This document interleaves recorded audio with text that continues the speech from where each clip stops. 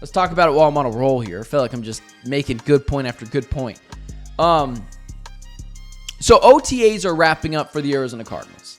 And all anyone can talk about is how good both of these rookies look. Walter Nolen, some contract disputes. Apparently, Jonathan Gannon flushed out down the toilet yesterday saying that's not why he wasn't practicing or fully practicing with the Arizona Cardinals at OTAs. Listen, you don't have to disclose anything at this point, so maybe he had twisted an ankle.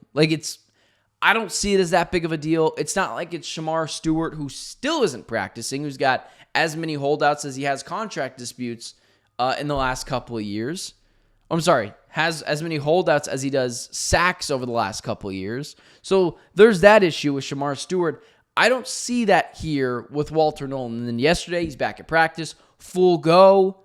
And man, you can't feel anything. I love Will Johnson. But I am the person who tends to be a little bit of a contrarian. I like to run to the other side when everyone else is going to the other side. I just have always been that way in terms of, well, that's really cool, but everyone's over there. What about this over here? This is pretty cool too. And yesterday there was a picture put out, and I can't remember who it was by. I think it was my guy Bo Brock of PHNX Cardinals, who does amazing work. Him and Johnny Venerable, both friends of mine. He put out a picture of Walter Nolen and Darius Robinson yesterday. And he put out something like the future of the interior of the Cardinals defensive line. And you're like, whew. What a way to spend a couple of first-round picks. Walter Nolen in the middle. Darius Robinson, who's a little bit more versatile, but probably will play more in the middle than he does the edge. And you're like, I just feel safe in those guys' arms. And you look at the defensive line as a whole. I'm not sure how much they're going to play together at the same time because of how good this defensive line is now. I know people mention how old Calais Campbell is. Well, he's still a run stuffer, and it doesn't matter how old you get. You're going to be able to put your hands up in the air and bat some balls down. It's one of the things I really love about Calais Campbell. And then same as well with Dalvin Tomlinson. Two just beefy guys in the middle of that defensive line. And what I love about this Cardinals defensive line and why it was so great to add a rookie to that and to hear how great it is that this rookie is performing as well as he is at OTAs. And just so we're clear, you can see that. But I'll get to that in just a second. The fact that this Cardinals defensive line, they can just keep rotating players in. We know it's not going to be a top 5 defensive line. Maybe it is. Maybe Jonathan Gannon's working some just devil's magic behind the scenes and is just making chicken salad out of chicken you-know-what. But it's going to be a top 15 defensive line, which the Cardinals had a bottom defensive line last year. If they just have a top half of a defensive line, they probably make the playoffs next year. But what I like about this Cardinals defense, and I've mentioned this before, is that they can just continue rotating out players.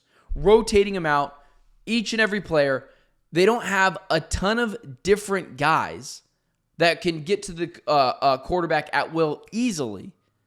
But they can just throw good defensive lineman after good defensive lineman. When one of those guys gets tired, they just rotate him out. That's how many bodies they have, and they didn't have that last year. And the Buffalo Bills have been doing this for the past couple seasons. They don't have any elite level edge rushers, but they've got 6 or 7 dudes that they can keep rotating out, keep fresh, and it puts the offensive line back on their heels. And when you talk about Walter Nolen playing well at OTAs, and we'll talk about Will Johnson in just a second, it's very easy to tell when someone looks lost. I've been to these things. I will be out at training camp. Just didn't have the time to get out to OTAs. It's very difficult to do so. It's basically on the other side of the earth from me, as well as trying to find a regular 9-to-5 job. It's probably not best to spend all my time out there. You can tell who looks lost and who doesn't. Last year, it was very easy to tell. Josh Dobbs, Desmond Ridder, terrible. Not Josh Dobbs. Desmond Ridder, Clayton Tune, terrible. Just terrible quarterbacks. Or you were like, Trey Benson looks a little lost. And then he figured it out late in the season, but he did look lost at first. And then you were like, oh, Darius Robinson looks awesome. And then he gets injured. So you can tell these things. It's not Super difficult. My guy in the chat also about Pro Football Focus quarterback rankings. Unlike Johnny V, we all know that Quinyon Mitchell and Cooper DeJean are better than any of the quarterbacks we have. No, the defensive line for Philly didn't give them a benefit. I really like Johnny Venerable. I really respect the dude's opinion. I think he's a really good dude. I think he does a really good job.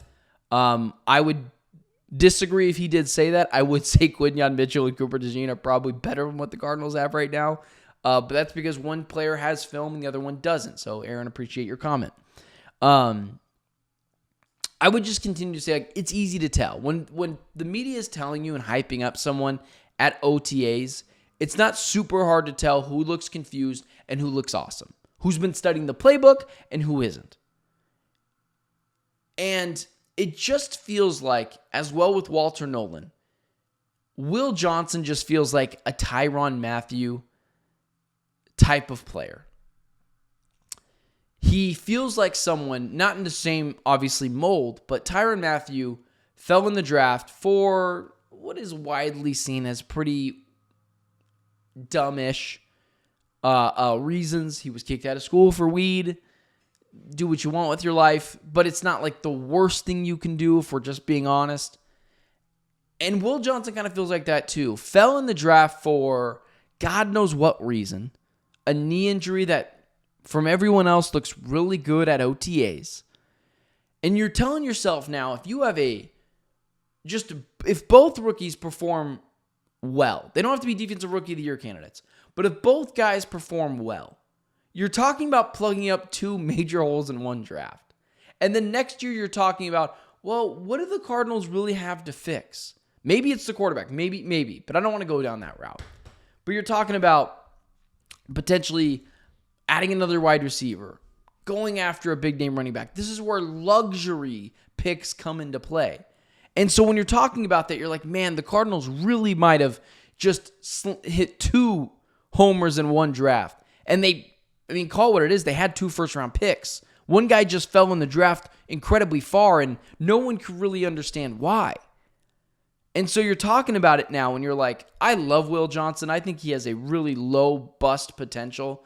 When you're talking about Walter Nolen or Will Johnson, I think Walter Nolen has a bigger chance to fail because defensive tackle is just incredibly difficult, and it's not really based off athleticism. It's based off of strength, technique. Cornerback, a lot of it's based off of athleticism. And I think Will Johnson's just got insane athleticism as well as footwork. There's those things that come onto it as well. You can't just rely solely on athleticism. But man, you're talking about a defense now that has 2 potential Defensive Rookie of the Year candidates, a potential shutdown corner, a potential run stuffer in the middle of that defensive line, and you're like, man, congrats to Monty. This is a defense that could be scary next year. And those 2 guys, hearing about how well that they're playing, you're like, could both guys be in the running for Defensive Rookie of the Year? And if that's the case, you're talking about hitting 2 home runs in one draft, and that just doesn't come around very often. I mean, credit to Monty Austin for it.